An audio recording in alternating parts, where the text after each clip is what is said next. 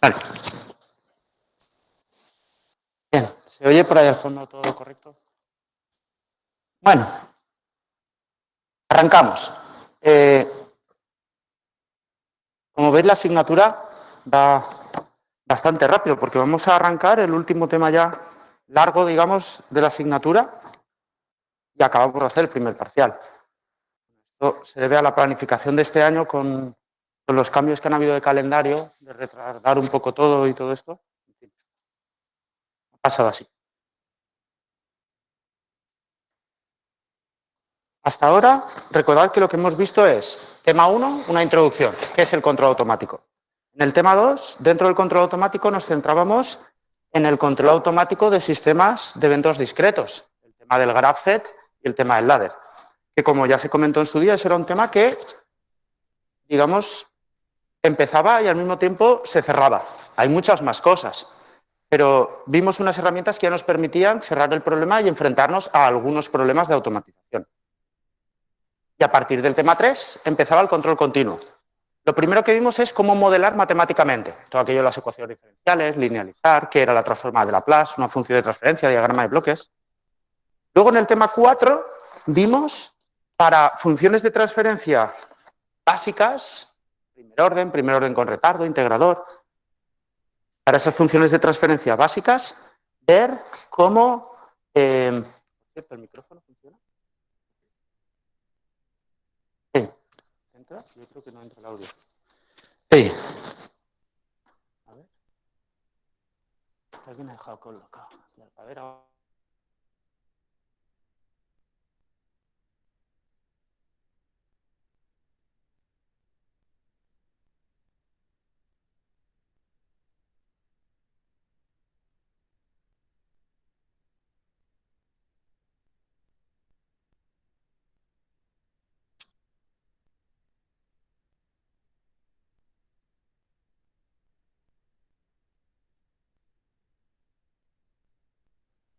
A ver.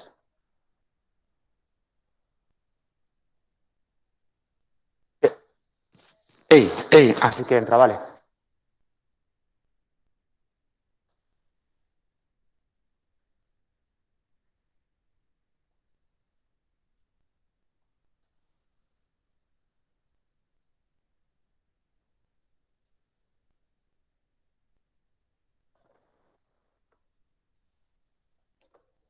Bueno, como decía, entonces en el tema 3 vimos cómo modelar sistemas, en el tema 4 vimos cómo a partir de la función de transferencia básica podíamos predecir cómo iba a ser la salida, haciendo lo que se conoce como la transformada inversa de Laplace. En el tema 5 vimos con esa información cómo le podíamos dar la vuelta al problema, es decir, a partir de datos, ¿puedo obtener yo la función de transferencia? En el tema 6 se hizo una presentación de qué era el control. Primero se vio el control tipo relé y luego se mejoró con el control PID. Se estudió también cuáles eran las formas de evaluar las prestaciones de ese controlador PID. Si sigue referencias, si no las sigue, con cuánto error, con qué velocidad responde. Y de ahí sacábamos un par de ideas clave. Bueno, 3 ideas clave.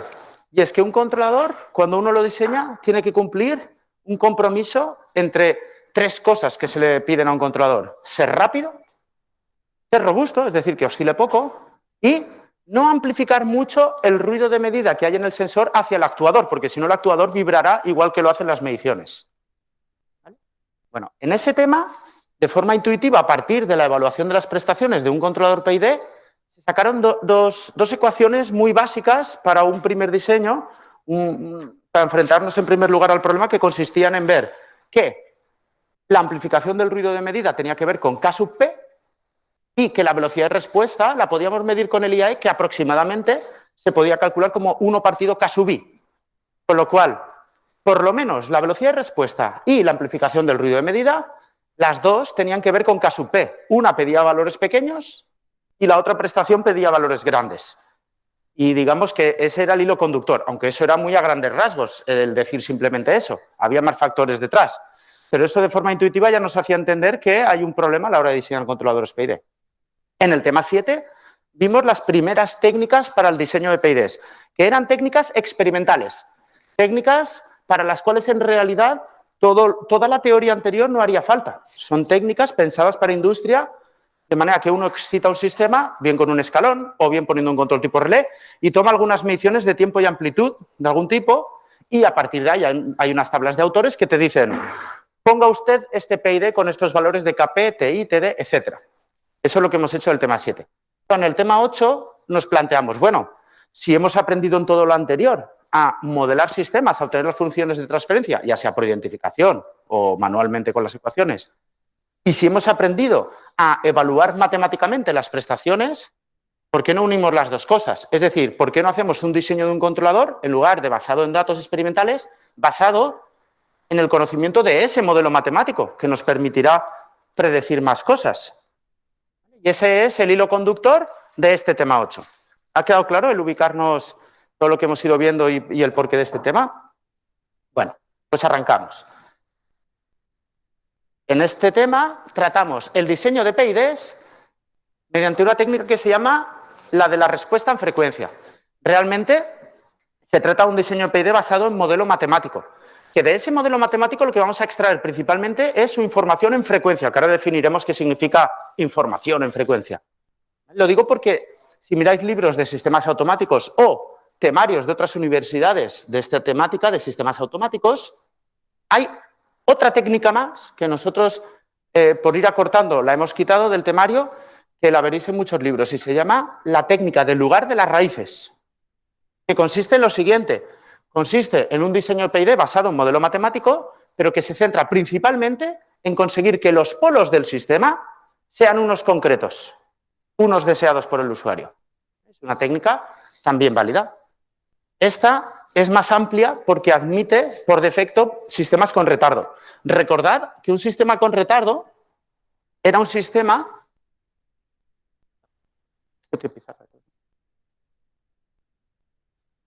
Un sistema con retardo era un sistema que realmente podríamos considerar que tiene polos infinitos. Imaginad este sistema.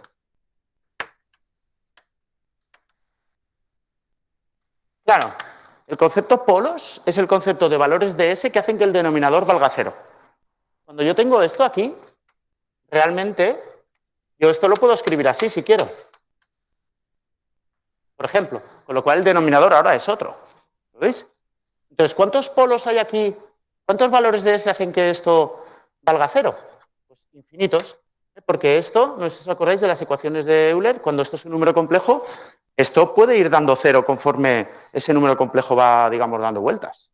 Entonces aquí lo que ocurre es que, bueno, para verlo también, si os acordáis de la aproximación de Padé, que consistía en sustituir esto por polos y ceros, uno podría poner aquí, por ejemplo, 1 como aproximación a esto, algo así como 1 más t partido n por s elevado a n. Bueno, o un desarrollo más complicado, pero por poner una aproximación rápida. Esto significa que cuando hay retardo el sistema tiene infinitos polos, digamos, no está claro.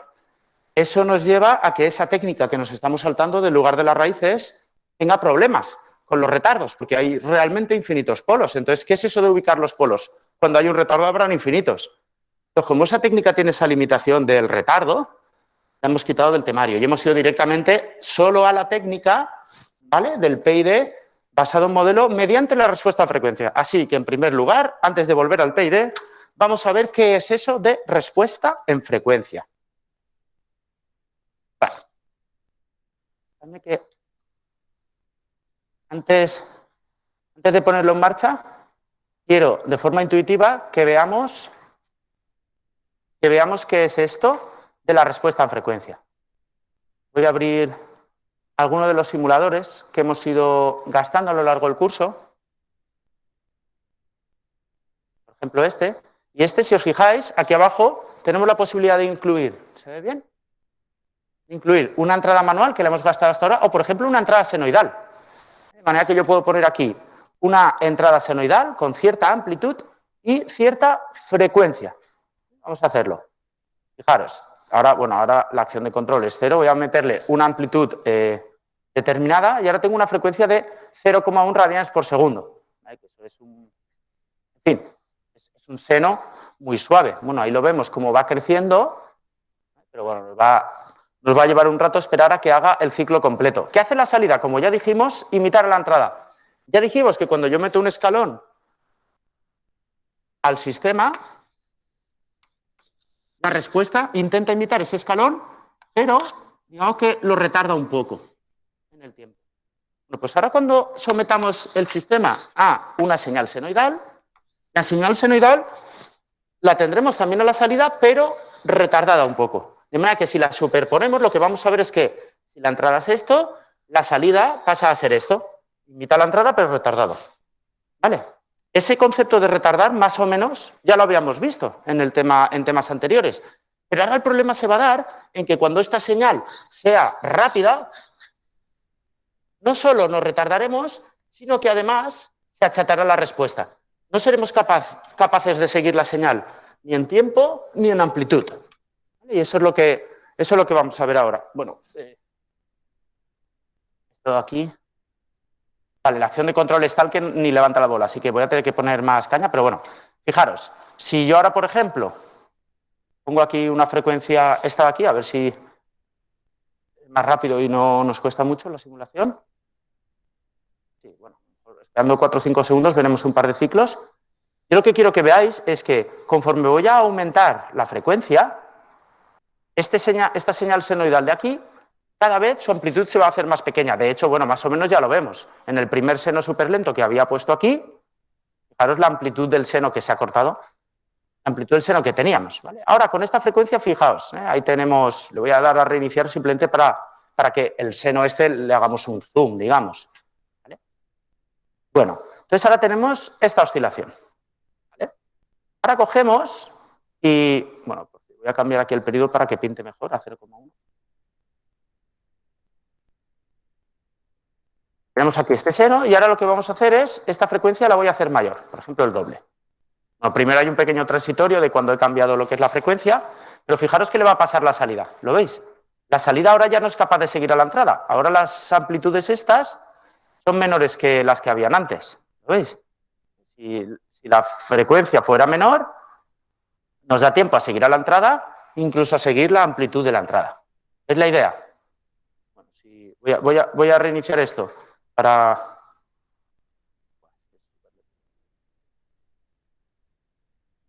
Voy a ir aumentando la frecuencia poco a poco para que veáis cuál es el problema que vamos a trabajar.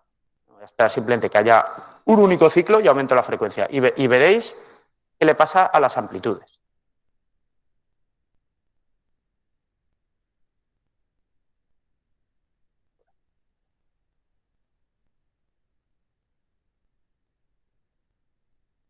Cuando cambio la frecuencia, fijaros que hay un pequeño cambio, hay un pequeño transitorio y no le hacemos caso. Con fijarnos en el pico hacia donde llega, más o menos ya lo intuimos, porque como esto sería senoidal, volvería al mismo sitio y tal. Bien. Bueno, voy a volverlo a cortar a mitad. La cuestión es fijarnos, digamos, hasta dónde llegan los picos de subida, para que veáis, habría que esperarse y tal. Para que veáis más o menos la pinta que van a tener los picos conforme cambiamos la frecuencia. Vamos a volver a esperar a que suba y vemos hasta dónde sube.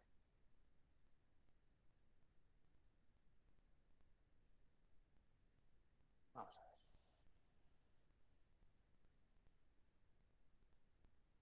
Bueno, que aquí igual lo había cortado demasiado pronto, no tenía que caer tanto. Sí, aquí lo había cortado demasiado pronto. Y me voy a esperar a picos, digamos, naturales, como este de aquí. Vale, vuelvo a aumentar la frecuencia. El primer pico pasamos un momento, esperamos a que baje y a que vuelva a subir a ver hasta dónde sube. Y veréis que cada vez este pico de aquí se va haciendo más pequeño. A ver. Vuelve a subir la acción de control, ¿la veis aquí? Y la salida intenta seguir a esa entrada, pero no va a llegar tan alto como antes. Ya ha caído un poquito esa altura. Y si la frecuencia es mayor, pues bueno, en fin, antes ya lo hemos ido viendo, como efectivamente no llegábamos a este pico de aquí. El primer transitorio pasamos, vamos a esperar a que se restabilice, a ver hasta dónde llega en altura. Ha caído. Bueno, y así, como he explicado antes, podría oscilar y lo veríamos permanentemente, pero era por no esperar, para no simular tan lentamente. ¿Lo veis como las amplitudes van cayendo conforme aumenta la frecuencia? Y si, por ejemplo, la frecuencia es la máxima que nos permite la herramienta aquí, pues vemos como este pico y las amplitudes concretamente se van haciendo cada vez más pequeñas. ¿Vale? Bien. Bueno. Visto intuitivamente qué pasa cuando simulamos un sistema a diferentes frecuencias,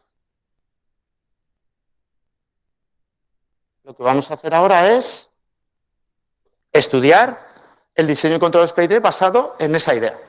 Primero veremos qué es la respuesta a frecuencia a un sistema lineal, que intuitivamente es esta idea que acabamos de exponer. Veremos cómo representar gráficamente esa relación de cómo evoluciona un sistema en función de la frecuencia, que es lo que se conoce como diagrama de Bode.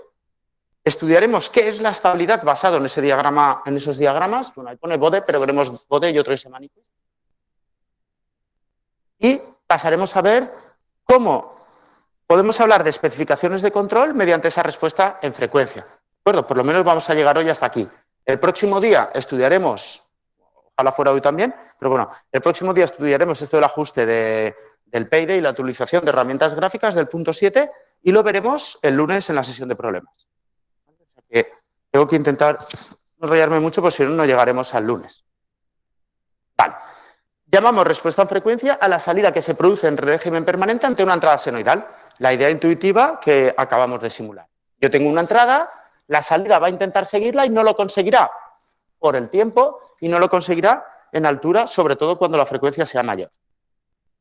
Es decir, cuando yo tengo un sistema GDS, la caja que tenéis en el centro azul, y yo lo someto a una entrada A por el seno de omega t, cierta amplitud por el seno de omega t, que esto en el simulador eran las dos deslizaderas que hemos tocado.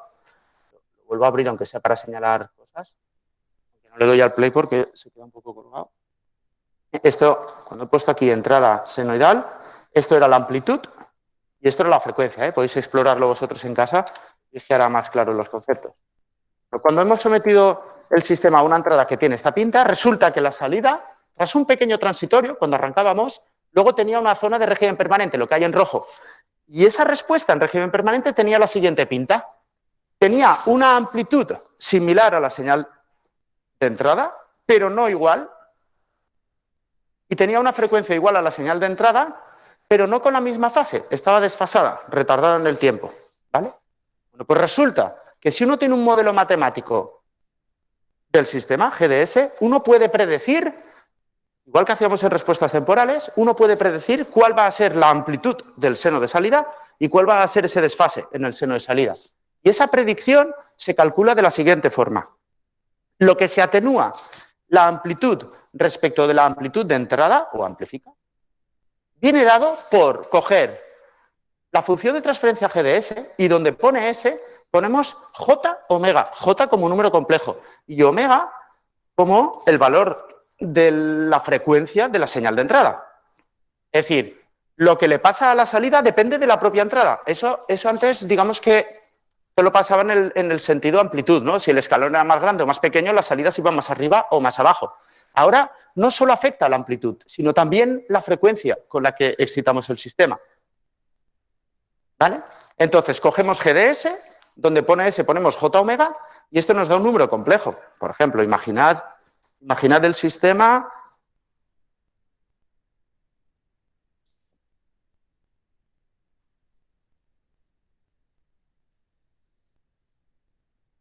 Bueno, esperad, para que se vea mejor, igual utilizo esto.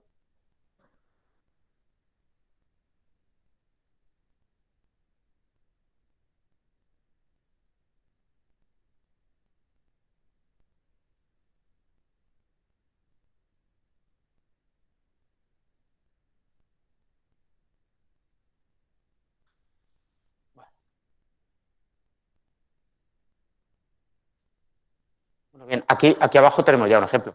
Yo cojo un sistema GDS y donde pone S lo sustituyo por J omega. Y esto me da un número complejo. Aunque lo veáis un poco raro, es un número complejo. Fijaros. Y cogemos este número de aquí, 2.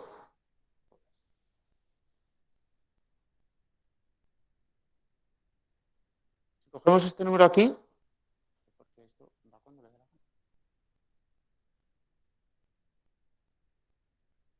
No sé por qué no quiere pintar.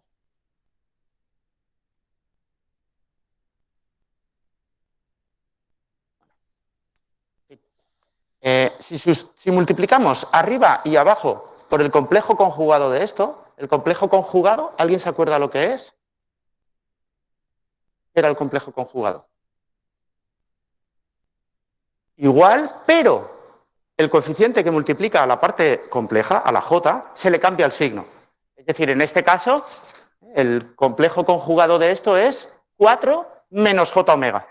Recordad que para quitar del denominador números complejos multiplicamos arriba y abajo por el conjugado.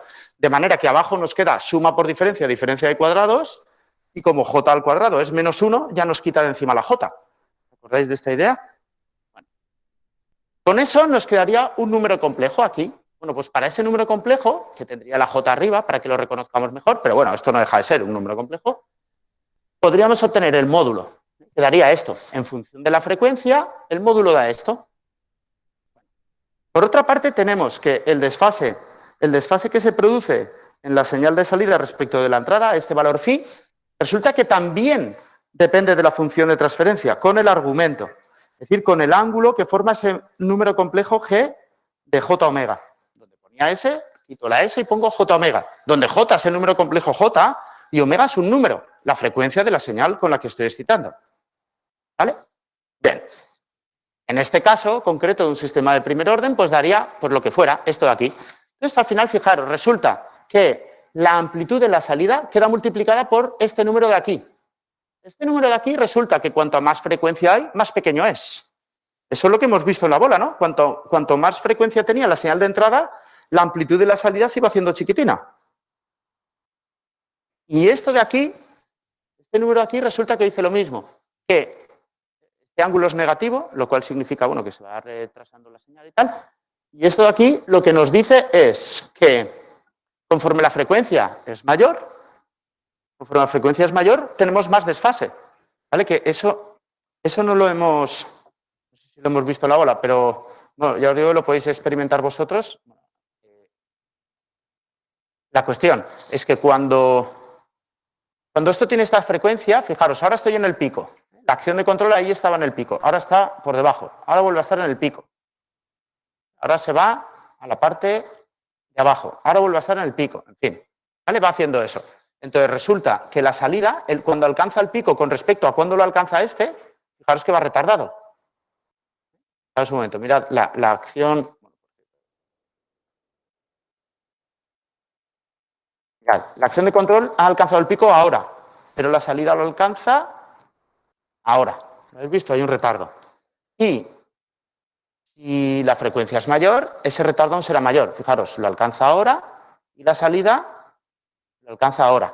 A lo mejor en el tiempo no lo notamos, parece que sea siempre el mismo retardo. Porque puede que lo sea. Pero en términos de cuántos ángulos de los 360 grados que recorre el seno ha crecido. ¿Me explico? Es decir, una señal senoidal, si pintamos otra que esté retardada este tiempo, esto respecto de todo el ciclo completo, que es esto de aquí, pues será un tanto por ciento. Normalmente se mide en grados, yo que sé, en 90 grados. Pero este mismo tiempo, si la señal de entrada es más rápida, ese mismo tiempo puesto aquí, fijaros, que implica un ángulo mayor, 180, por ejemplo. ¿Está clara esa idea? Pues eso es lo que indica esa ecuación que teníamos aquí. Es decir, el desfase, medido en ángulo, no en tiempo, aumenta con la frecuencia. Bueno. Vamos a ver qué herramientas matemáticas tenemos para predecir este comportamiento. Pues resulta que en respuestas temporales utilizábamos una herramienta que se llamaba transformada de Laplace, que decía lo siguiente.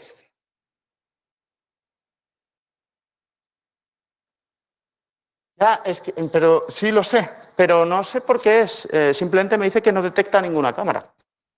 No sé el por qué. Intentaré evitar escribir en la pizarra para los que no han venido y es que no le pincho y me dice no detecto cámara. No lo sé. Y reiniciar el navegador me sale mal porque está todo conectado. No sé a qué se debe. Y se escucha muy mal también. Pues...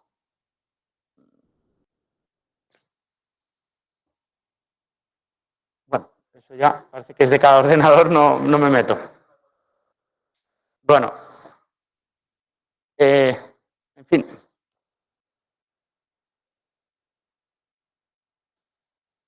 Voy a pintar aquí porque como no hay cámara, está claro que no se ve la pizarra.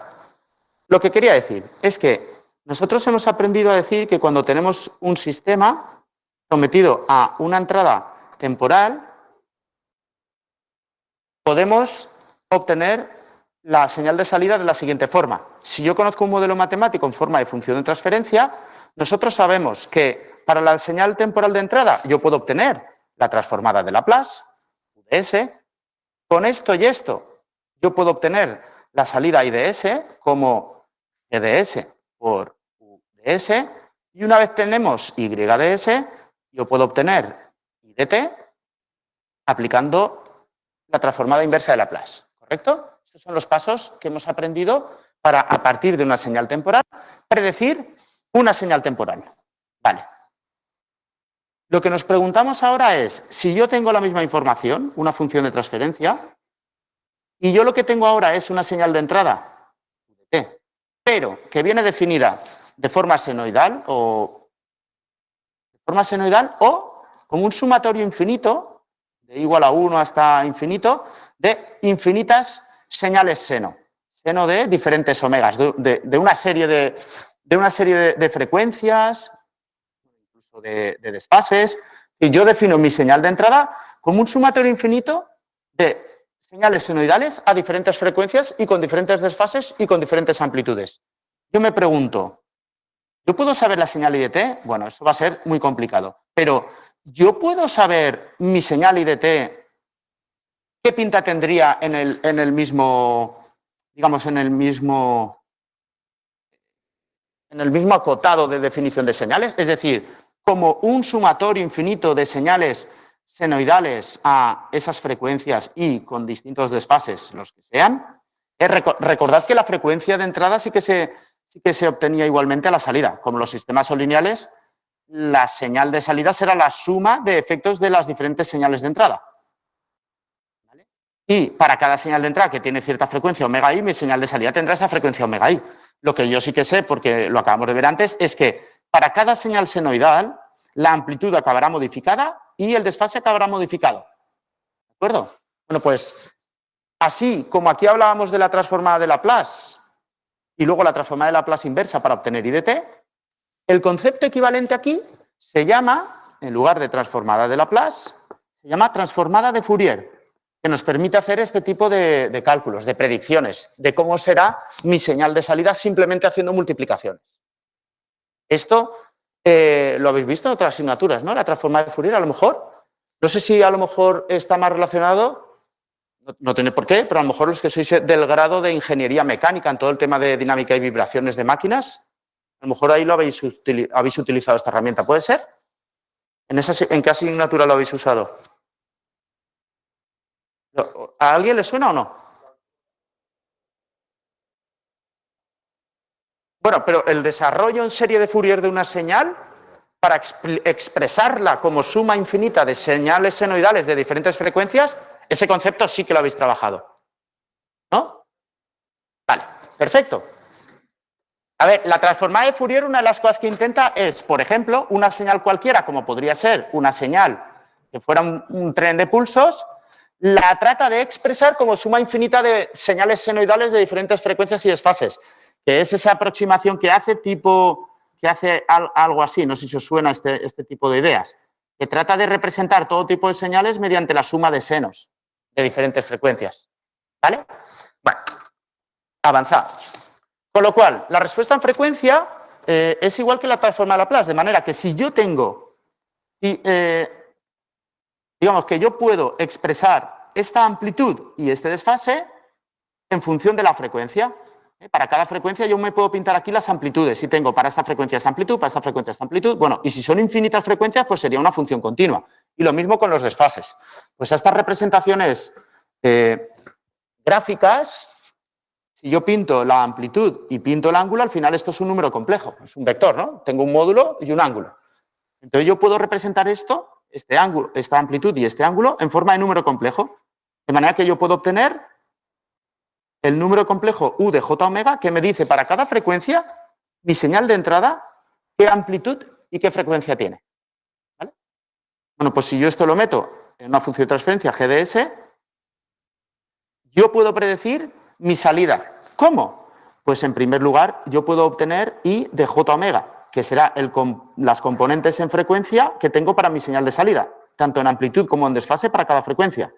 Y se calcula como hacemos con Laplace, G de J omega por U de J omega.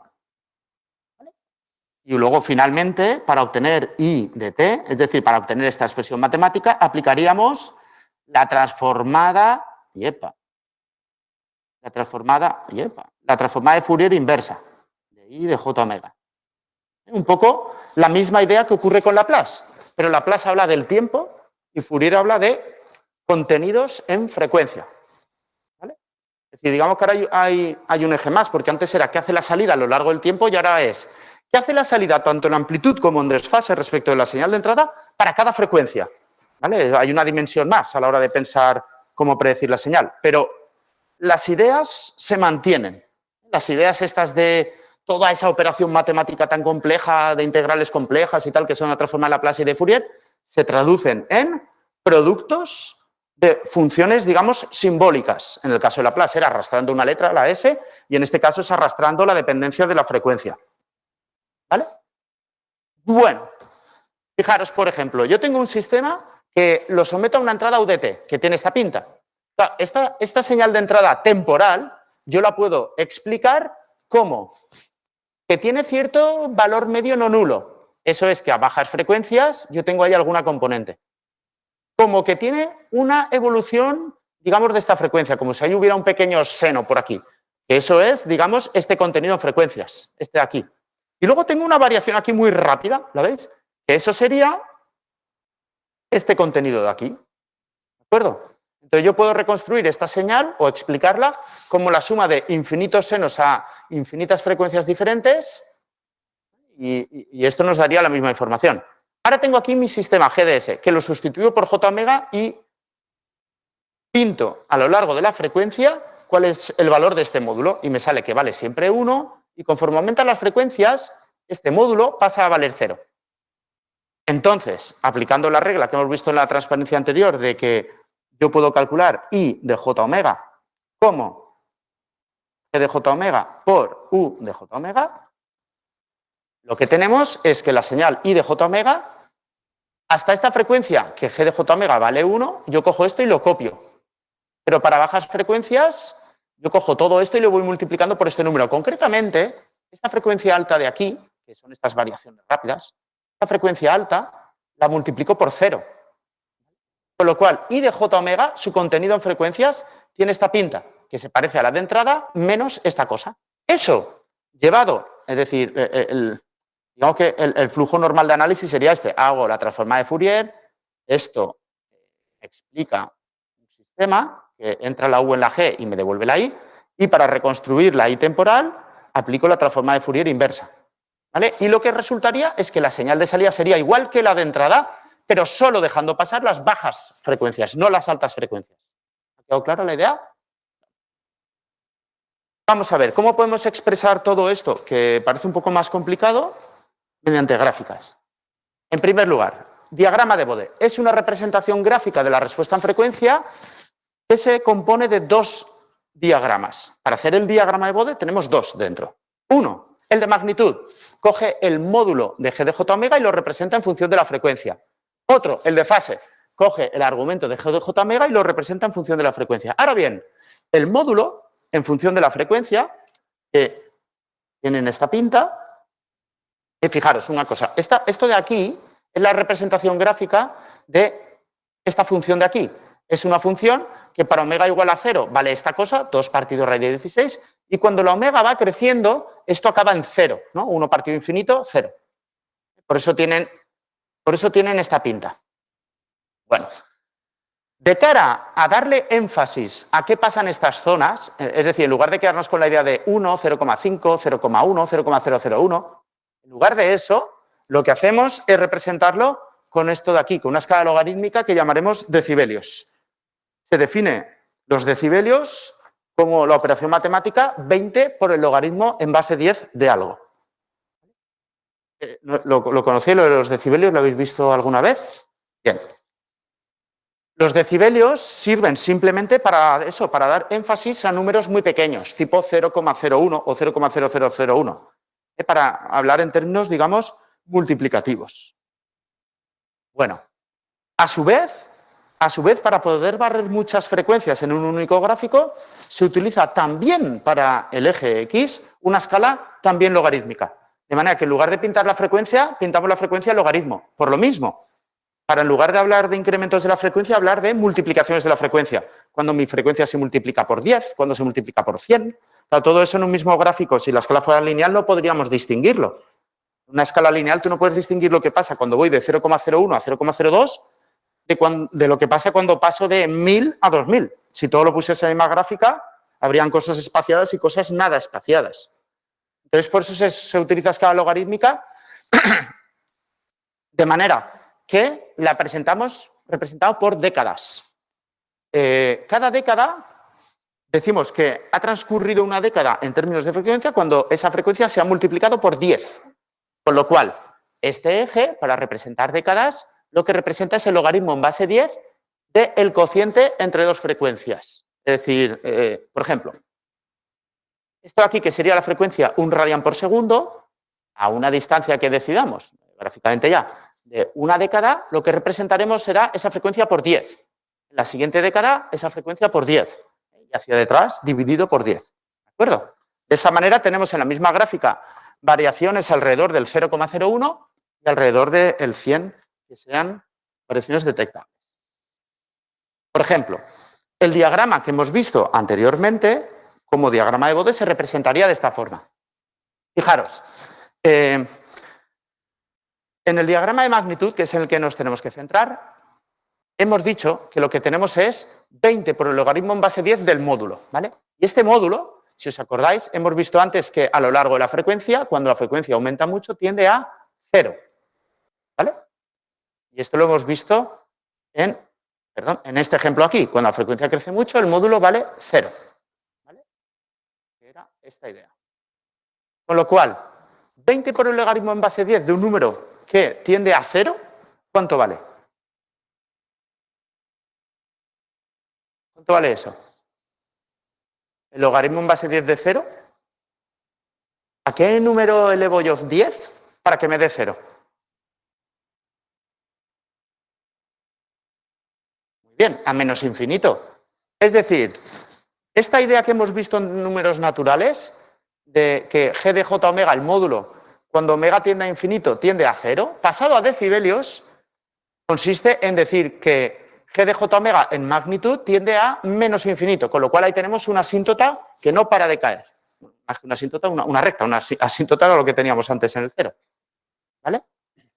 Bien, por otra parte, el ángulo lo mismo, el desfase arranca en 0 grados y, es decir, cuando la señal de entrada es muy lenta, no hay desfase, y conforme aumenta la frecuencia, nos vamos desfasando. Bueno, parámetros característicos de ese diagrama de Bode. Bueno, o antes de eso, igual representamos algunos números característicos, que eso es bastante interesante para entender qué significa esto. Por ejemplo, el 20 por el logaritmo en base 10 de 2, esto vale 6. ¿Vale? Y el 20 por el logaritmo en base 10 de 10 vale 20. Ejemplo. Y 20 por el logaritmo en base 10 de 0,1 vale menos 20. Y, por ejemplo, 20 por el logaritmo en base 10 de 1/2 vale menos 6 decibelios. Por poner otro ejemplo clásico, 20 por el logaritmo en base 10 de raíz de 2 vale 3. Y lo mismo con 1 partido raíz de 3, que valdría 1 partido raíz de 2, que valdría menos 3 decibelios. ¿Qué significan estas magnitudes? Esto significa que cuando veamos en un diagrama de Bode o en una explicación 20 decibelios, lo que nos están diciendo es que la señal se ha multiplicado por 10, su amplitud. Y cuando nos hablen de menos 20 decibelios, significa que una señal se ha dividido por 10. ¿Vale? Cuando nos hablen de que una señal ha aumentado 6 decibelios, nos están diciendo que su amplitud se ha multiplicado por 2. Y cuando nos digan que una señal ha caído 6 decibelios, nos están diciendo que su amplitud se ha dividido por 2. ¿Vale? Finalmente, cuando nos digan que una señal ha aumentado 3 decibelios, significa que su amplitud se ha multiplicado por raíz de 2. Lo cual significa que como la potencia de una señal tiene que ver con la amplitud al cuadrado, eso significa que la potencia de la señal se ha multiplicado por 2. Y menos 3 decibelios significa que la potencia de una señal se ha dividido por 2. ¿De acuerdo? Todo esto sería amplitud por 2, amplitud por 1/2, amplitud por 10, amplitud dividido 10. Y esto se refiere a la potencia de la señal se ha multiplicado por 2. Y esto que vale menos 3 decibelios significa que la potencia de la señal se ha dividido por 2. ¿De acuerdo? Así, intuitivamente tenemos ahí algunos valores que nos ayudan. Pero si, por ejemplo, yo ahora os digo ¿a qué equivale decir que una señal ha aumentado 40 decibelios? ¿Qué me diríais? Pensad que es una escala logarítmica, con lo cual, si cada 20 decibelios que incrementa una señal se ha multiplicado por 10, cuando una señal se ha incrementado 40 decibelios, ¿se habrá multiplicado? No, es logarítmica la señal, se habrá multiplicado por 100. ¿Entendéis? Cada vez que los decibelios se suman, la señal se multiplica. ¿Vale? Cuando se dice que una señal ha caído 20 decibelios es que se ha dividido por 10. Cuando una señal se divide, se le restan 40 decibelios, es que la hemos dividido por 100. Y 60 decibelios por 1000. ¿Está clara la idea? Vale. Visto eso, aquí tenemos el diagrama de Bode. El diagrama de Bode, que ya hemos dicho cómo se pinta, fijaros la escala esta. La escala esta nos habla de cuándo la señal se ha multiplicado por 10, cuándo se ha dividido por 10, cuándo se ha dividido por 100, por 1000, ¿lo veis? Eso es lo que estamos haciendo zoom. Esas cantidades de dividirse por 100 o por 1000, aquí no podíamos verlas.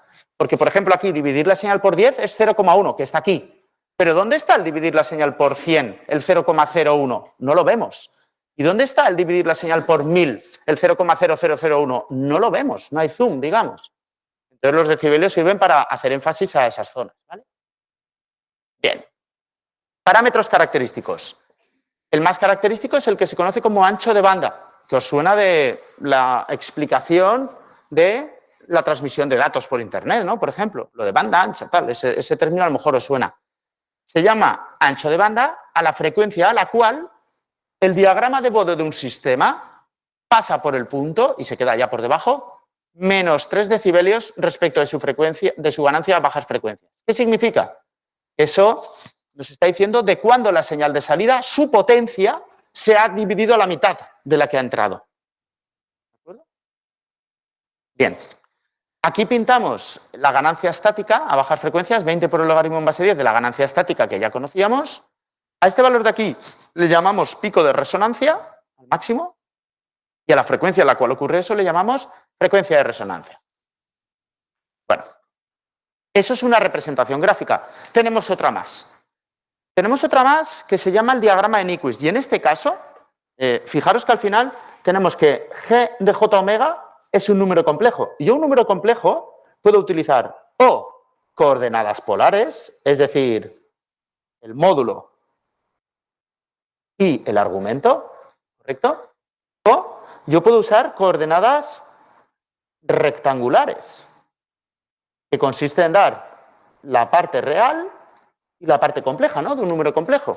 Bueno, pues el diagrama de Bode es la representación en coordenadas polares a lo largo de la frecuencia. Y el diagrama de Nyquist es la representación en coordenadas rectangulares, pero también a lo largo de la frecuencia. Es decir, realmente aquí lo que tenemos es A de omega más B de omega por J. Es decir, para cada frecuencia yo tengo un número complejo, que sería, por ejemplo, para cierta frecuencia omega sub 1 tengo este valor. Para cierta frecuencia omega sub 2 tengo este valor. Para cierta frecuencia omega sub 3 tengo este valor, etcétera, etcétera, ¿vale? y uno puede ir pintando para todas las frecuencias que conoce ese número complejo en el plano. En el plano complejo, ¿no? Parte real y parte imaginaria. Bueno, pues este dibujo se llama diagrama de Nyquist o Nyquist, ¿vale? Que es la representación en lugar de en coordenadas polares, que sería Bode, en coordenadas rectangulares. Lo que pasa es que cada coordenada es diferente en función de la frecuencia. Entonces, para cada valor numérico de omega hay que calcular en ese número complejo la parte real y la parte imaginaria y la pintamos. Claro, cuando yo cambio poco la omega, el valor que voy a tener va a estar cercano. Por eso tiene una secuencia suave conforme cambio la frecuencia. ¿Vale? Bueno, la relación entre el diagrama de Bode y el diagrama de Nyquist sería la siguiente. Por ejemplo, para bajas frecuencias, esto sería una frecuencia muy baja, yo tengo aquí fase 0 grados, magnitud, bueno, pues no lo sé, este número 20 decibelios hemos quedado que era 10, pues esto, no sé qué números eran decibelios, X decibelios, pero mirando a la derecha que copiaré porque lo estoy viendo, parece que esto en valores numéricos supongamos que es 4, ¿vale? Es decir, este número de aquí es 20 por el logaritmo en base 10 de 4, el número que sea, que no sé el cuál es porque no se ve bien. Bueno, entonces para bajas frecuencias yo tengo que esto me representa un número que tiene de módulo 4 y de fase 0, ¿lo veis ahí que tiene 0? Vale, pues yo cojo aquí y me pinto ese número complejo, empiezo en el origen y me pinto 4 con ángulo 0. Será este punto aquí. Este punto aquí, ¿lo veis? Bueno, ahora vamos a coger otra frecuencia. Por ejemplo, esta frecuencia de aquí. Para esta frecuencia de aquí, resulta que yo tengo prácticamente el mismo módulo, pero el ángulo me ha caído a, no sé, menos 30 grados. Con lo cual, yo cojo prácticamente el mismo módulo, es decir, como si me pintara un circulito, pero bajo 30 grados. Lo que pasa es que, no sé si se ve bien, pero hay como una caída del módulo. Bueno, pues ahí estaríamos, ¿vale? Esto sería la frecuencia omega 2. ¿Vale? Sigo aumentando y resulta que, por ejemplo, pues por aquí estoy en menos 90 grados y esto ha vuelto a caer un poquito el módulo. Bueno, pues sería este punto de aquí, por ejemplo, menos 90 grados. ¿Vale? Bueno, luego tenemos otro punto característico que es este de aquí, cuando la magnitud ha pasado por 0 decibelios.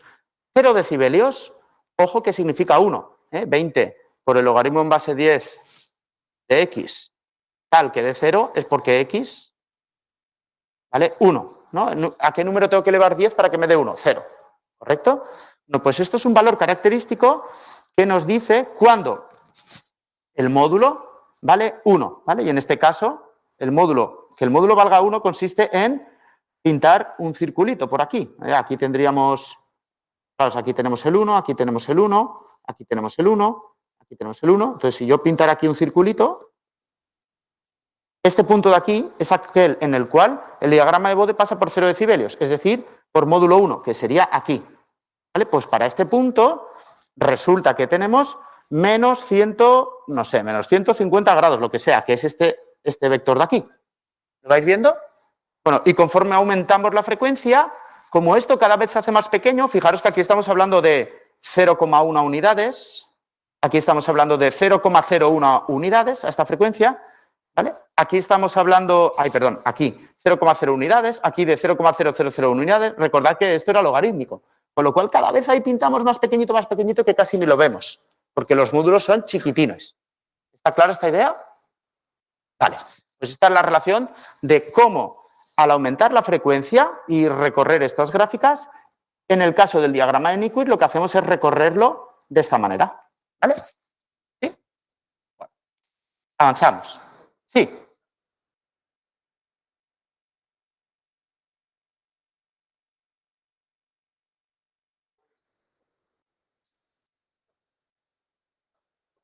¿Sí? Esto es, esto es la magnitud y la fase. Cuando tú tienes un número complejo, por ejemplo, 6 más 7j, tú esto lo puedes representar como, bueno, no sé qué módulo tendrá esto, pero por ejemplo, 6,8 y, de caso, no sé, y 50 grados, ¿no? Bueno, pues lo que hago es, aquí en el diagrama de Bode, para cada frecuencia, el módulo me lo da esto de aquí arriba, esto es el módulo, y el ángulo me lo da esta gráfica de aquí abajo. Hemos dicho que el diagrama de Bode se define como una gráfica doble en la cual pinto la magnitud arriba y la fase abajo. Es decir, pinto esto arriba y esto abajo. Y el diagrama de Nyquist es eso mismo, pero en coordenadas rectangulares. ¿Sí? Vale. Bueno, una vez hemos visto el diagrama de Nyquist, volvemos ahora, en lugar del análisis de sistemas, a el análisis de sistemas en bucle cerrado, a controladores. Y hay un teorema de un señor que dice, si yo tengo un sistema GDS tal que su diagrama de Nyquist tiene esta pinta, quedándose debajo del -1, si yo en algún momento cojo ese sistema GDS y lo pongo en bucle cerrado, es decir, G partido 1 más G por S, el sistema será estable. Y a su vez el teorema dice, si yo cojo un sistema en bucle abierto de manera que pasa por encima del punto -1, de esta forma, cuando yo cierre el bucle, ese sistema será inestable. Es un teorema que hay que creer. Alguien demostró. Es decir, este teorema nos dice que si yo simplemente conozco esto, trazándome el diagrama de Nyquist de esta GDS y estudiando si pasa o no por el -1, yo puedo predecir la siguiente respuesta. ¿Es estable este diagrama de bloques?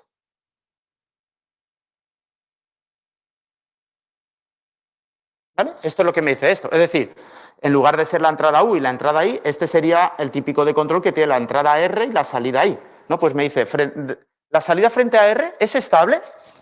A esa pregunta me responde ese teorema. ¿Está clara la idea? Es una manera de predecir cuál será la dinámica, la estabilidad de bucle cerrado, conociendo la dinámica de bucle abierto. ¿Vale? Bueno. Esto uno puede decir, bueno, ¿esto para qué sirve? Nunca lo hemos visto, ¿no? Una G así. Lo que sí que hemos visto, esto sonará más, es sistemas de bucle cerrado. ¿Dónde? Donde lo que tenemos es este diagrama.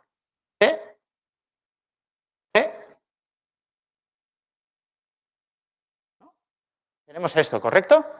Bueno, entonces, ¿qué uso vamos a hacer de este teorema? El uso que vamos a hacer de este teorema es el siguiente. Si yo conozco P por G, todo junto, la pregunta que yo me hago, que tiene más sentido, es estable este diagrama?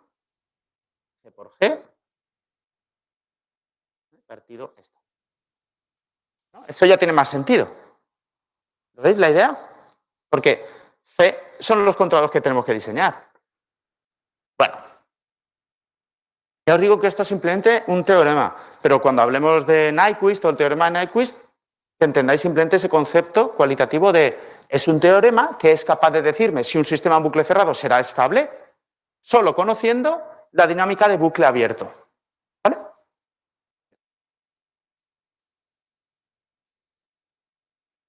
Bueno, claro, resulta que el teorema de Nyquist solo nos habla de pasar por el punto -1. ¿No? El teorema de Nyquist solo decía, si yo caigo debajo del punto -1 seré estable, si caigo encima seré inestable. Y uno dice, bueno, nosotros venimos ahora del tema 7 que hemos diseñado controladores y no se trataba de que fueran casi estables o inestables, se trataba de que fueran suaves. Y yo siempre os he dicho, la robustez es el concepto que mide cuánto de lejos estoy de convertirme en inestable, ¿no? Eso no lo hemos dicho muchas veces. Bueno, pues vamos a usar al señor Nyquist. El señor Nyquist nos dice que si yo paso por encima del -1 seré inestable, si me quedo por debajo seré estable en el bucle abierto. Entonces decimos, bueno, vamos a inventarnos una manera cuantitativa, no cualitativa, de usar este teorema. ¿Cuál es esa forma cuantitativa de usar este teorema? Pues nos inventamos mediciones de la distancia al punto -1 y diremos que un sistema es más robusto cuando esté más alejado y por debajo del punto -1. ¿De acuerdo? Y el teorema de Nyquist dice que si esto pasa por el punto -1 por encima es inestable, ¿no? Y que si está por debajo es estable. Si yo tengo un sistema que con mi modelo matemático, que es una expresión pero no es la realidad, si mi modelo matemático está por aquí, ¿quién me asegura que luego va a ser estable? Porque a lo mejor yo me he colado cuando he hecho la identificación en mi modelo matemático. O en fin, o he calculado mi modelo matemático en un punto de funcionamiento, pero hay otros en los que va a trabajar. Es decir, yo no sé exactamente mi modelo matemático si el que yo tengo es la realidad luego o no lo será. Entonces, lo que tenemos que hacer es estar por debajo del punto -1. Sí, pero no solo eso, sino alejados. ¿Vale? Bueno, la manera de medir la lejanía hacia el punto -1 son las siguientes tres mediciones. En primer lugar, es la que en general puede que más usemos. El margen de fase, que nos dice mi diagrama de Nyquist estando por debajo del punto -1, ¿cuánto habría que rotarlo para que este punto acabe por encima del punto -1? A eso le llamamos margen de fase. Se mide en ángulos, de aquí hasta aquí. Cuanto mayor sea mi margen de fase, imaginaos un diagrama de Nyquist por aquí, cuanto mayor sea mi margen de fase, más camino me queda por recorrer antes de inestabilizarme. Con lo cual, el margen de fase lo podemos entender como un margen de seguridad. A más grados, más seguro estoy de que ese sistema será estable. Otra medición, el margen de ganancia. Bueno, el margen de ganancia nos dice por cuánto, lo que pasa es que se mide aquí a la inversa. Ahora veremos por qué. El margen de ganancia nos dice por cuánto habría que multiplicar mi diagrama de Nyquist para que este punto de aquí pase por el -1. Bueno, resulta que si yo tengo un sistema cuyo diagrama de Nyquist tiene, por ejemplo, esta pinta, si yo este diagrama de Nyquist, imaginaos que esto es G, si yo ahora pinto 2 por G, se hace como una especie de zoom, es decir, todo se duplica, haría así. Es decir, cualquier vector que hubiera aquí para señalar un punto habría que multiplicar su magnitud por 2. Este punto, su magnitud por 2. ¿Vale? Y entonces nos quedaría algo así. Es decir, cuando yo cojo un sistema y lo multiplico por una ganancia, lo que hago, digamos, es como una especie de zoom, pero dejando los ejes quietos. O sea, lo amplifico, ¿no? Entonces, el margen de ganancia nos dice por cuánto hay que multiplicar todo este diagrama para que este punto llegue al punto inestable. Entonces, si aquí yo tengo 0,3, por ejemplo, esta medida, mi margen de ganancia será, pues, 3,333, ¿no? Porque 0,3 por 3,333 me da 1. ¿Está clara la idea? Vale. Con lo cual, el margen de ganancia, cuanto más grande, mejor. Por ejemplo, un margen de ganancia de 10 significa que mi diagrama hace así, viene por aquí, en el punto 0,1, ¿no? Tendría yo que multiplicar por 10 todo el diagrama para que este puntito acabe ahí. ¿Ha quedado clara esta idea? ¿Sí? Vale. Siguiente. Hay otra medición que realmente es de bucle cerrado, pero la medimos aquí también. Esta es un poco más de acto de fe. Y es la siguiente. La distancia mínima. La distancia mínima. Así como en lo del margen de fase, puedo imaginarme esto rotándolo. O en el margen de ganancia, puedo imaginarme esto haciendo un zoom. En el margen de sensibilidad, eso no es tan evidente, ¿vale? Verlo de esa manera. En ese caso, un pequeño acto de fe. Se llama margen de sensibilidad a la inversa de la distancia mínima. ¿Vale? Bueno, este margen de fase, en general, vamos a decir que tiene valores que van, no sé, pues lo iremos viendo los ejemplos, entre 30 y 80 grados o 70, por ejemplo. ¿Vale? El margen de ganancia, bueno, pues entre 2 y 10, por ejemplo, lo iremos viendo. Y el margen de sensibilidad tiene valores entre 1,2 y 2,2. Fijaros que son números más apurados. ¿Por qué? Porque esta distancia, los diagramas de Nyquist siempre van a venir por aquí. Entonces, esta distancia, en general, a 1 no va a llegar, porque que sea 1 que el diagrama de Nyquist está en esta parte de aquí. ¿Vale? Entonces, siempre van a ser números mayores que 1. Y mayor que 2,2 ya significa que estamos a una distancia de 0,5, es decir, por esta zona de aquí del círculo, que ya es bastante cerca. Con lo cual son números así muy, muy ajustados. ¿De acuerdo? Bien. Estas rayas sí que las quiero borrar.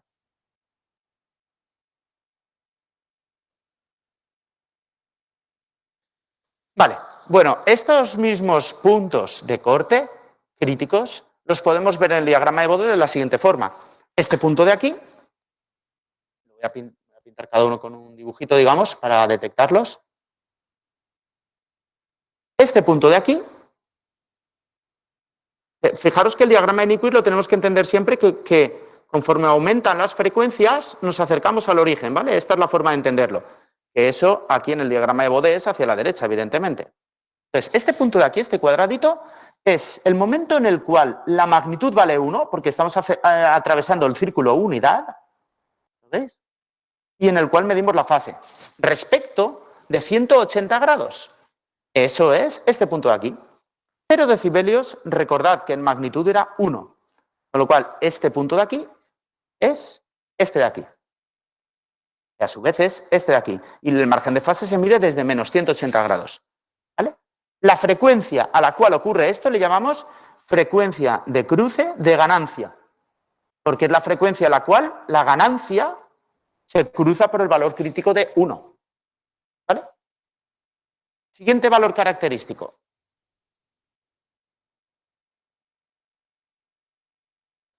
Este de aquí. Este de aquí es el valor en el cual el diagrama de Nyquist atraviesa el punto en el cual solo hay parte real negativa. Es decir, tenemos un número complejo con fase menos 180 grados. O 180. Bueno, pues eso aquí se ve en este punto. El momento en el cual la fase vale menos 180 grados le llamamos frecuencia de cruce de fase. ¿Vale? Y ahí es donde medimos la magnitud. Y fijaros, esta magnitud está por debajo de 0 decibelios. Es negativa. ¿Por qué es negativa? Porque fijaros que mide esta distancia. Como esta distancia de ser 0, algo, por lo que hemos explicado antes, decibelios, los decibelios son 20 por el logaritmo en base 10 de la magnitud, ¿no? Una magnitud de 0, algo, ¿a qué número elevamos 10 tal que nos da 0, algo? Pues a números negativos, no hay otra. ¿Vale? Por eso esto da números negativos. Por ejemplo, como un ejemplo, menos 6 decibelios. Y esto como ejemplo, pues suelen ser 60 grados, por ejemplo. Por poner ahí valores representativos. 60 grados es esta medición. Que realmente 60 grados respecto de menos 180 significa que esto en fase a lo mejor es el menos 120. ¿Vale? Vale. ¿Ha quedado claro? GDS. Sustituyo S por J omega y eso me permite predecir las señales en frecuencia, en amplitud y en desfase. ¿De acuerdo? Eso, que se me respecta en frecuencia, lo puedo representar o en el diagrama de Bode, que son rectangulares polares, o en el diagrama de Nyquist, que son coordenadas rectangulares. Vale, hasta ahí perfecto. Aparece un señor, Nyquist, que nos dice un teorema y dice, si te quedas por debajo de menos 1, al cerrar el lazo serás estable. ¿De acuerdo? ¿Cómo podemos usar numéricamente ese teorema? Midiendo cuánto de lejos estamos del punto menos 1 antes de que se cumpla la desgracia del teorema de Nyquist, que es que inestabilizaremos. ¿Vale? Y hemos analizado en detalle cómo se mide tanto en Bode como en Nyquist y su interpretación cada uno de los puntos para la medición de distancias. ¿Vale? Bien, fijaros que este de aquí, el margen de sensibilidad, aquí no lo he señalado, porque es una medición de bucle cerrado, no es de bucle abierto. Bien. Bueno, ¿cómo utilizar el diagrama de Nyquist? Pues ya os lo había predicho antes. El diagrama de Nyquist al uso, en plan G partido 1 más G, no lo vamos a usar nunca. Pero si entendemos que la G del teorema de Nyquist es el producto entre mi proceso y mi controlador, ¿vale? A todo eso le llamo la función de transferencia de lazo directo o de bucle abierto. Y entonces ahí sí que podemos aplicar el teorema de Nyquist, pensando en el conjunto G por C multiplicado. ¿Vale? Es decir, la cadena directa esta de bucle abierto es la que ha de cumplir con el teorema de Nyquist. Es decir, hay que estudiar la respuesta en frecuencia, no de G, que es lo que hemos hecho hasta ahora en el tema, sino del producto C por G. Vamos a avanzar. Bueno, entonces, márgenes de estabilidad en bucle cerrado. ¿Cómo medir la distancia al punto menos 1? El margen de fase y el margen de ganancia por cruces. Y el margen de sensibilidad por distancia. Margen de fase, por sí solo, podría no ser suficiente para medir lo lejos que estamos de ser inestables. ¿Vale? ¿Por qué? Pues porque podría pasar que el margen de ganancia aquí se nos haya quedado muy cerquita. Con lo cual, hay ahí un peligro de inestabilizarse. Con lo cual, el margen de fase es el que más utilizaremos, pero a veces por sí solo no es suficiente. Hay que añadirle o el margen de ganancia o el margen de sensibilidad. ¿De acuerdo? Bien. Ahora bien, el margen de sensibilidad, que es más complicado de calcular, pero bueno, este año tenemos herramientas informáticas que están preparadas para calcularlo.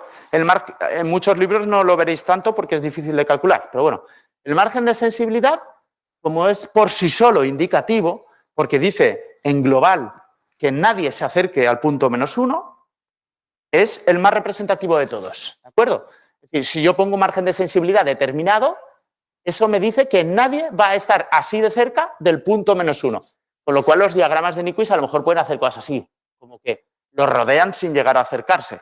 Así nos aseguramos que todos los puntos están alejados del punto -1. El margen de fase solo nos asegura que este punto está alejado del punto -1 al rotar. Y el margen de ganancia solo nos avisa de que este punto está alejado. Solo nos asegura que ese punto está alejado del punto -1. ¿Está clara la idea? Vale. Sistema estable en bucle cerrado. Ahí tenéis las mediciones, que ya lo hemos visto antes. ¿Y cómo sería un sistema inestable en bucle cerrado? Un sistema inestable en bucle cerrado, pero que fuera estable en bucle abierto, tendría esta pinta. Esta pinta aquí. Un sistema que en bucle abierto, aunque sea estable, tenga esa pinta, en bucle cerrado será inestable. ¿Está clara la idea? Vale.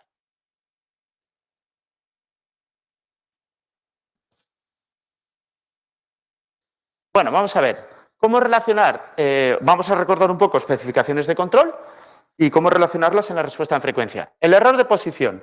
Recordad que era esa ecuación de ahí, pero lo normal es que el controlador... ¿Os recuerdo la expresión matemática de los controladores? Que era la siguiente. CDS, el controlador, era... Había muchas maneras de escribirlo, pero bueno, esto tenemos que ir memorizándolo poco a poco. Por ejemplo, un controlador proporcional era simplemente KP. En un controlador PI podíamos escribirlo como KP por 1 más 1 partido T sub I por S, o con ganancias como KP más K sub I partido S.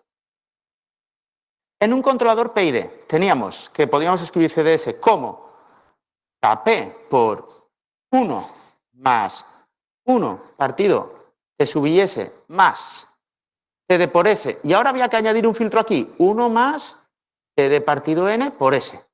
¿Vale? O, en forma de ganancias, KP más KI partido S más KD por S partido 1 más este término, tau de filtro, por S. ¿Vale? Esto ya lo vimos en temas anteriores.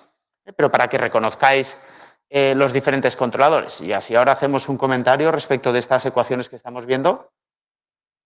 Recuerda que esto de aquí se refiere a el controlador tipo P, todo esto se refiere al controlador tipo PI de integrador, y todo esto se refiere al controlador de tipo PID. Fijaros que aquí no he incluido la ponderación de la referencia. La ponderación de la referencia entraría o aquí la B, o aquí la B y aquí la C. Pero bueno, la cuestión, el error de posición tenía esa pinta, con lo cual, cuando un controlador es de tipo PI o PID, es decir, tiene término integral, fijaros lo que pasaba. Si tenemos término integral, C de 0 tiende a infinito. Fijaros, C en 0, como aquí ponemos un 0, aquí tiende a infinito. Y aquí pasa lo mismo, porque hay una S debajo, ¿lo veis? ¿Eso qué significa? Que esto de aquí, el error de posición, recordad que si tenemos término integral, 1 partido infinito, esto daba 0. Efectivamente, así lo hemos hecho en el tema anterior. Siempre usábamos controladores o PI o PID. Siempre poníamos término integral, porque queremos que el error de posición sea 0. Siempre queremos seguir referencias. ¿Vale? El error ante perturbación escalón. El error en régimen permanente ante perturbación escalón tenía esta pinta de aquí. De manera que si el controlador tiene término integral, lo mismo, vale 0. ¿Lo veis? ¿Correcto esto? Vale. Bueno, por otra parte, resulta que G de 0 es lo mismo que G de J omega evaluado en 0. Es decir, esto en la respuesta en frecuencia lo obtenemos con el módulo baja frecuencias. Si el controlador es PI o PID, todo esto vale 0 y el error de velocidad era 1 partido K sub I por G0. Es decir, ya empezamos a recordar este efecto de aquí. ¿De acuerdo? Bueno. Bien. Luego, perfecto. Especificaciones dinámicas en frecuencia. Una, el ancho de banda de bucle cerrado. Si tenemos un ancho de banda elevado, podremos seguir las referencias de forma más rápida. Otra manera de medirlo, pero en bucle abierto, es la frecuencia de cruce de ganancia que hemos definido antes, omega G, que se mide donde el margen de fase está relacionado con el tiempo hasta el 100 al 98% y la frecuencia de cruce de ganancia es elevada, tendremos un tiempo de establecimiento bajito. ¿Vale? Bien.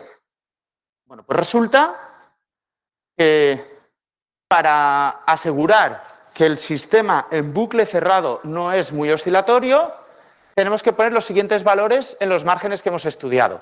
El margen de fase debería estar pues, entre 40 y 65, por ejemplo. El margen de ganancia debería estar entre 6 decibelios y 10 decibelios. 6 decibelios, ¿os acordáis cuánto era? En unidades, que nos entendemos mejor. Sumar 6 decibelios era como multiplicar por 2. ¿Vale? Es decir, esto me está diciendo que el diagrama de Nyquist pase por el punto 0,5. ¿Vale? Eso es lo que me dice esto de aquí. ¿Y qué significaba 10 decibelios? ¿Alguien se acuerda? Bueno, 10 decibelios es el número, fijaros que es 20 por el logaritmo en base 10 de algo, ha de dar 10. Con lo cual, es el número al que hay que elevar 10 para que me dé 0,5, ¿no? Es decir, 10 partido 20. ¿Vale? Es decir, eso... No, perdón, para que nos dé 10 elevado a un medio... Para que nos dé la raíz de 10. No, a ver, espera un momento, me estoy aquí... 10 es igual a 20 por el logaritmo en base 10 del número que estoy buscando. Esto significa que x es igual a 10 elevado a un medio, la raíz de 10. Es decir, más o menos 3 y pico, ¿no? 3,3 o algo así. ¿Vale? Es decir, el margen de ganancia este es de 3,3. Es decir, que en el diagrama de Nyquist este punto de aquí sea el 0,3. El margen de ganancia nos habla de pasar desde el 0,5 al 0,3. Tenemos que estar en esa zona. Eso es lo que viene a decir. Como están decibelios, ¿vale? Como perturba un poco más esa magnitud, por eso lo he pasado a unidades, para que lo visualicemos. ¿Vale? Y lo mismo pasa con esto. Esto de aquí nos está diciendo que estemos a una distancia 2. Se refiere a una distancia de 0,5, distancia mínima. ¿Vale? Y este de aquí es más bien pues algo así como 0,7 o algo así. Tenemos que estar a una distancia de 0,7. ¿De acuerdo? Este sí que lo tenemos más claro, porque como este se refiere a un ángulo, es más visual. ¿Vale? Bueno. Avanzamos. Las especificaciones dinámicas en frecuencia, recordad la implicación. Si estoy cerca del punto -1, en bucle cerrado oscilaré. Si estoy lejos del punto -1, en bucle cerrado iré suave. Bueno, formas de fijar la robustez. Bueno, esto tiene que ver con el dibujito que estamos trabajando todo el rato. Tenemos aquí que asegurar la distancia al punto -1 y hemos dicho que tenemos una manera que es este ángulo, el margen de fase. Otra manera que es esta distancia, el margen de sensibilidad. Y otra manera que es esta distancia, el margen de ganancia. En total, queremos asegurar estar lejos del punto -1. Y tenemos 3 formas de medirlo. Forma 1 de asegurarnos que estamos lejos del punto -1. Fijando un margen de fase requerido y asegurando un margen de ganancia que sea mayor que el mínimo. Es decir, que aquel punto esté en cierto valor o más hacia allá. Siguiente forma. Fijando el margen de fase y el margen de sensibilidad. Es decir, con el punto del margen de fase y el circulito ese del margen de sensibilidad. Y la última fase sería únicamente hablando de margen de sensibilidad. ¿Vale? Y ahí tenéis valores de los rangos que habría que utilizar para cada uno de los márgenes. Bueno, vamos a ver ahora la relación que hay entre estas especificaciones de frecuencia que estamos hablando y la respuesta temporal, la que hemos trabajado hasta ahora, anteescalón. ¿Vale? Vamos a ver si hay alguna relación entre analizar las cosas en frecuencia para hacer uso del diagrama de Nyquist y las relaciones temporales que estábamos acostumbrados a usar hasta ahora. Bueno, resulta que el hecho de pedir un margen de fase entre 45 y 65 grados es equivalente a pedir una sobreoscilación de entre 20% y 4%, pero digamos que va un poco del revés. Fijaros que 45 grados significa estar... 45 grados significa estar cerca del punto -1 con respecto a 65 grados. Pues, cuando el margen de fase es 45 grados tendremos mayor oscilación y sobreoscilación. Y cuando el margen de fase es menor de 65 grados, o sea, cuando está por de este orden de magnitud, perdón, tendremos menor sobreoscilación. ¿Vale? Bueno, pues si el margen de ganancia es de 6 decibelios, hemos quedado que eso era pasar por el punto 0,5 o más allá, y el margen de fase está en ese rango, podemos predecir cuál será la sobreoscilación con esta fórmula. Ahí tenéis ejemplos de valores. ¿De acuerdo? Ahora bien, esa sobreoscilación, que hasta ahora la conocíamos ante respuesta ante escalón, la tenemos que interpretar como el ratio de decaimiento en un semiperiodo. Es decir, esto. La respuesta ante escalón, tenemos que interpretar esto como esta amplitud y esta, imaginad, amplitud de la primera oscilación y amplitud de la segunda oscilación.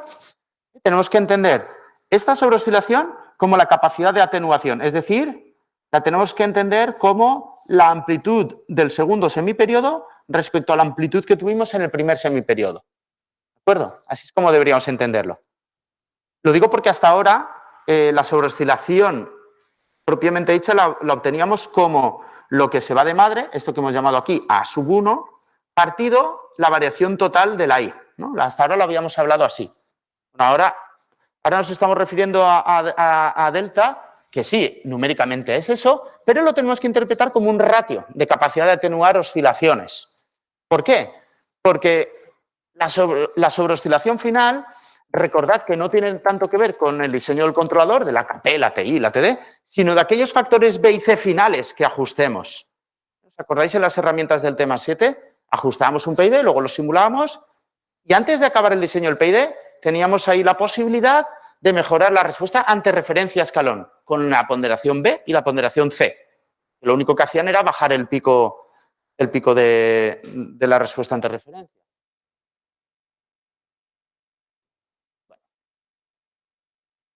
¿Vale? Bueno, ahí lo tenemos. Bien, relación con las especificaciones temporales. Sabemos que en bucle abierto, con C por G, podemos medir el margen de fase, el margen de sensibilidad, la frecuencia de cruce de ganancia. Pero lo que nos interesa en bucle cerrado de cómo funciona un sistema, esto que pone aquí M se refiere a C por G partido 1 más C por G. Esta M de aquí se refiere a eso, el bucle cerrado. Entonces, la sobreoscilación que tenemos final en bucle cerrado se puede obtener en función del margen de fase o del margen de sensibilidad con estas ecuaciones. El tiempo de establecimiento al 98% que tendremos en bucle cerrado se puede relacionar con las mediciones de margen de fase y de frecuencia de cruce de ganancia de esta forma. O al revés, si yo quisiera cierto tiempo de establecimiento, con esta fórmula yo podría decidir cuál debería ser la frecuencia de cruce de ganancia a buscar durante el diseño. Lo mismo aquí. Yo puedo predecir el tiempo de establecimiento en función del margen de fase y del ancho de banda, con lo cual puedo darle la vuelta al problema. Si yo fijo el margen de fase y tengo un tiempo de establecimiento deseado, yo puedo decidir dónde debería buscar el ancho de banda en el diseño. Y finalmente el margen de fase y el margen de sensibilidad se relacionan más o menos con esta fórmula. Ejemplo. Tengo un sistema para el cual me piden ciertas especificaciones en bucle cerrado, que la sobreoscilación sea de tanto, que el tiempo de establecimiento sea de tanto, y me dicen que esas especificaciones que son legítimas y normales de una respuesta ante referencia, que no oscile mucho, que sea rápido, tenemos que traducirlas a términos de frecuencia para poder llevar a cabo un diseño basado en la respuesta en frecuencia. Porque en el diagrama de Nyquist ahí hemos visto margen de fase, margen de ganancia, margen de sensibilidad, la frecuencia de cruce de no sé qué, Pero todo lo que habíamos hablado hasta ahora de sobreoscilación, tiempo de establecimiento, el IAE, todo eso no estaba. ¿Correcto? Entonces, esto es un traductor de especificaciones de tipo temporal a especificaciones de respuesta en frecuencia y viceversa. Y aquí tenemos un ejemplo. Supongamos que me piden para diseñar un controlador este comportamiento, cierta sobreoscilación y cierto tiempo de establecimiento. Es decir, frente a referencia, yo quiero que esto valga no sé cuánto, marcado por esto, y que este tiempo de aquí a aquí valga no sé cuánto, marcado por esto. Vale, eso tiene sentido para una respuesta temporal. ¿Pero qué significa eso en frecuencia? Aplicamos las fórmulas de la transparencia anterior y vemos que para conseguir esta sobreoscilación en bucle cerrado temporal, yo debería fijar un margen de fase de 52,4 grados o más. Para asegurar este tiempo de establecimiento, yo debería fijar en la respuesta en frecuencia esta frecuencia de cruce de ganancia o más, para ir más rápido. Este tiempo de establecimiento deseado para este margen de fase que ya hemos obtenido equivale a que yo tengo que pedir en bucle cerrado esta frecuencia, bueno, este ancho de banda que se llama, este ancho de banda o más. Ahora vamos a ver lo del revés. Supongamos que alguien me dice que quiere diseñar un controlador con ciertas especificaciones en frecuencia. Para entender qué nos están pidiendo, vamos a hacer el paso inverso. Vamos a predecir un controlador diseñado con esas especificaciones en frecuencia, qué especificaciones temporales, las que son más fáciles de entender, tendrá. Pues aplicando las fórmulas de antes, vemos que si a mí me piden diseñar un controlador con este margen de fase y este ancho de banda, lo que me están pidiendo en términos temporales es una sobreoscilación de este orden, aplicando las fórmulas de antes, y un tiempo de establecimiento de este orden. Eso es lo que me están pidiendo. ¿Vale? ¿De acuerdo? Es decir, hemos presentado este tema como que el diseño basado en el teorema de Nyquist, todo se va a hablar en frecuencia, pero nosotros entendemos las respuestas temporales, no en frecuencia. Con lo cual, necesitamos una traducción. Vale. Bien. Otro ejemplo. Me piden este margen de sensibilidad y esta frecuencia de cruce de ganancia. Y uno se pregunta, bueno, que me hayan pedido eso, ¿qué significa en términos de respuesta temporal de la que entendemos? Pues aplicamos las fórmulas de la transparencia anterior y nos sale que un margen de sensibilidad de 1,6 equivale a que me pidan una sobreoscilación de 14%. Lo que pasa es que como esta función solo depende del margen de fase, primero hay que pasar el margen de sensibilidad a margen de fase, con la ecuación que también hemos marcado. Finalmente, el tiempo de establecimiento al 98% para estos requerimientos, aplicando las mismas fórmulas, nos sale que es equivalente a que nos han pedido ir más rápidos que un tiempo de establecimiento de 2 segundos. ¿Vale? Bien. Bueno, finalmente recordaros que para un controlador de tipo PID, la respuesta ante perturbación se medía con el IAE, que era esa área que tenemos ahí pintada cuando aparece una perturbación, y estuvimos demostrando que si el sistema no oscila mucho, prácticamente eso vale 1 partido K sub I. Si el sistema oscila, realmente el IAE será mayor. No nos tenemos que fiar del todo de la fórmula, pero aproximadamente sí. Con lo cual, ir rápido, es decir, minimizar esa área, minimizar el IAE, es equivalente a maximizar K sub I. Bueno, la cuestión es que para la atenuación de las perturbaciones podemos pensar en diferentes índices. Uno es el IAE, que nos habla por igual de la amplitud y de los tiempos, porque recordad que era el IAE era la integral del valor absoluto del error. Entonces nos habla de cómo funcionamos ante perturbaciones, tanto en términos de amplitud como en términos del tiempo. Luego tendríamos el ISE, que es la integral del square of the error, del error al cuadrado. Esta área queda un poco cambiada respecto de la anterior, de manera que cuando el error es mayor, al elevarlo al cuadrado, tenemos mayor amplitud. ¿Lo veis? Y cuando es pequeño, al revés. El 0,1 al cuadrado da un valor todavía más pequeño que 0,1. ¿Vale? Es decir, esto tiene un equilibrio entre amplitud y tiempo. Esto se fija tanto en la amplitud como en el tiempo, pero como la amplitud la pone al cuadrado, le da más énfasis a la amplitud. Y este de aquí es la integral del tiempo por el error. Es decir, el hecho de integrar ya mete el tiempo, y aquí lo estamos poniendo 2 veces. ¿Qué hace esto? Esto lo que hace es que cuando pasa mucho tiempo y sigue habiendo error, le da énfasis, que son estos valores de aquí. Aquí todavía hay un poquito de error y como encima ha pasado mucho tiempo, le da énfasis. Es decir, esto también busca un equilibrio entre la amplitud y el tiempo, pero digamos que el tiempo lo pone al cuadrado, ¿vale?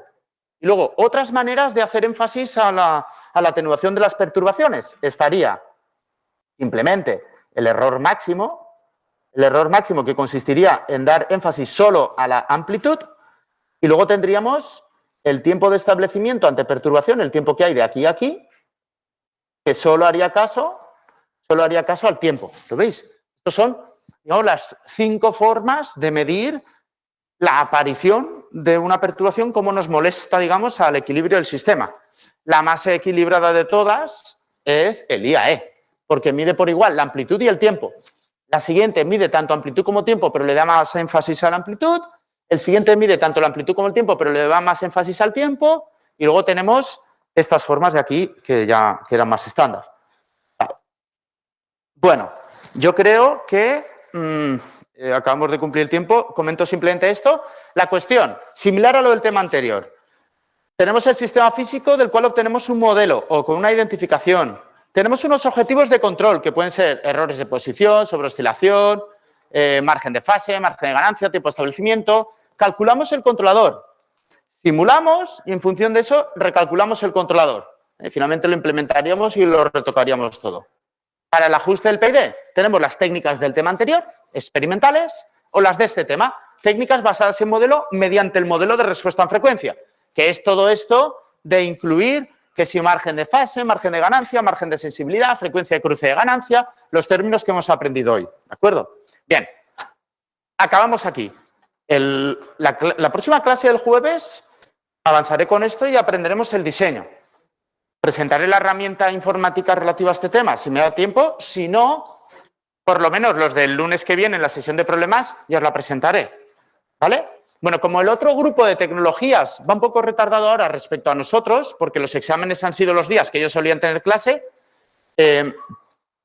esto, bueno, en fin, simplemente nos lleva un poco a que lo que son los problemas que tenéis que hacer en el aula virtual, a pesar de que el lunes empezaréis a ir al aula informática, no los vamos a activar hasta el miércoles o jueves que viene, porque los estudiantes del otro grupo hasta el jueves van a estar todavía yendo a los ordenadores a descubrir todo lo que vosotros ya conocéis hace 10 días o por ahí del tema 7, muchos de vosotros. Entonces ahora digamos que para vuestro grupo los cuestionarios van a estar un poco desplazados en el tiempo respecto de ir al aula informática, es decir, aprenderéis algo en el aula informática, pero hasta que se activa en el aula virtual pasan unos días. Que si acaso lleváis tiempo de ventaja en el sentido de que ya lo conocéis, ¿vale? Pero luego también es verdad que se corta un poco antes a lo mejor, ¿vale? En fin. Nos vemos el jueves.